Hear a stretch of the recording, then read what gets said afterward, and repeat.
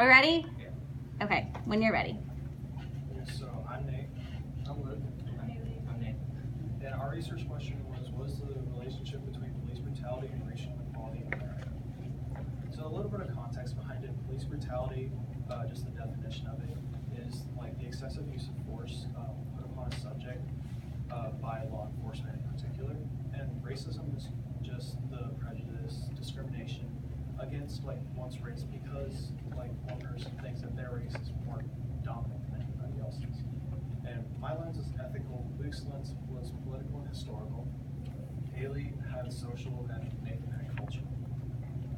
Now, again, a little bit more background knowledge. 98% of all misconduct cases that have gone to court haven't been charged with anything. So that means that only 2% of all police officers, whether it was an accident or not, were charged with like misconduct or anything between manslaughter, rape, murder, assault, anything like that.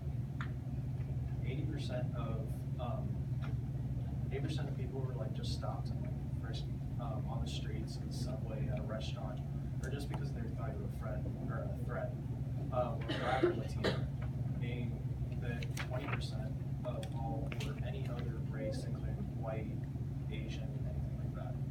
Now, the chart up here is just showing in Chicago, just Chicago, that between 2009 and 2013, 79% of all people who were shot by police were black, and then 13% were Latino. And this comes from a man named Michael Owens. He's a 50-year-old black man who has pretty much devoted his life to like political and social art on police brutality and racial inequality, just to be specific. And if you want to, this comes from his website that he has called Michael O. Art. And lastly, 12.3% of all Americans are like afraid of police in general, just taken by actual statistics and everything else. So our thesis statement was police brutality and racial inequality are closely related because African Americans feel that they're being targeted, profiled, and attacked by police officers in the U.S. So as a result of this, we've come to the solution to limit police standards in the U.S. Our first solution is to limit and restrict the amount of force that police are allowed to use. We believe by doing this, we can change the standards to make them more strict against police. Right now, police are allowed to use force or pull out their gun if they feel that it is necessary and that their life is in danger. Some implications to this solution are that it would cause police to be more careful, meaning that by the standards being more strict, they would have to follow them. Like Nate said, 12.3% of Americans are still living in fear of police, and we need to let them know that we are trying to do something about it. Also, people in America shouldn't be afraid of the people who are supposed to be protecting them.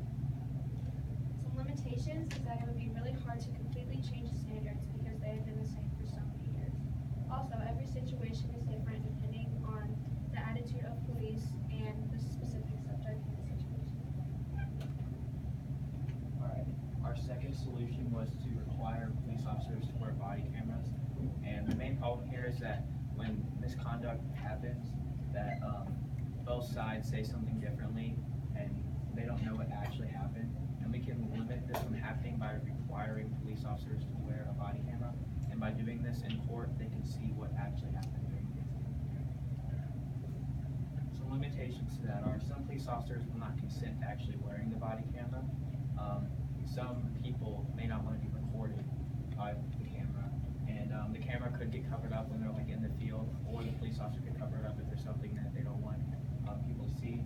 And lastly, the cost of the cameras would be very expensive, and it would be very hard for police departments to pay for that. So in conclusion, every incident involving police brutality is different.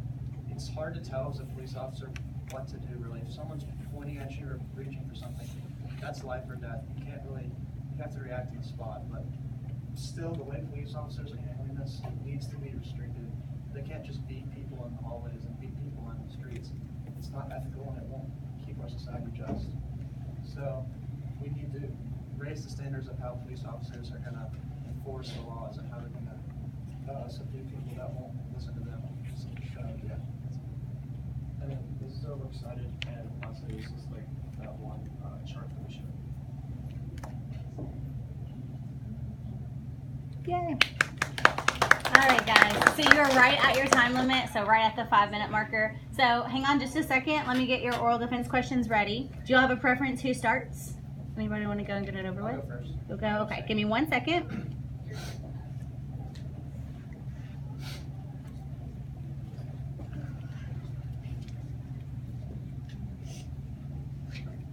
Okay, you want to go first, sir? Let's see what I have for you. Luke, in the future, what changes might you make to your group norms or rules, and how would you expect that to improve your team's I presentation? think we should probably work more as a group and then instead of independently a little bit more, because that kind of helps. It's hard to bring your independent ideas into a group. It's like, it's really important to work as a group to get your ideas across. Everyone needs to stay calm. So yeah, just working more as a group together. Okay, thank you. Anybody want to go next? All right, Nathan.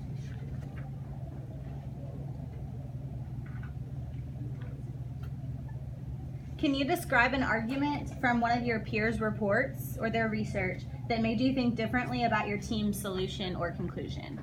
Well, with Nate's, that it said 98% of officers are not charged with misconduct.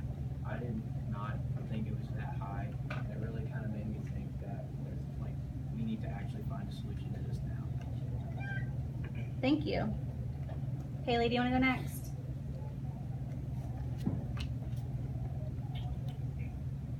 Can you say, Hailey, how the group decided to include Nathan's research or perspective or lens into the overall presentation? He had cultural, so that was really important in looking at like all the different races and how they react towards police and what they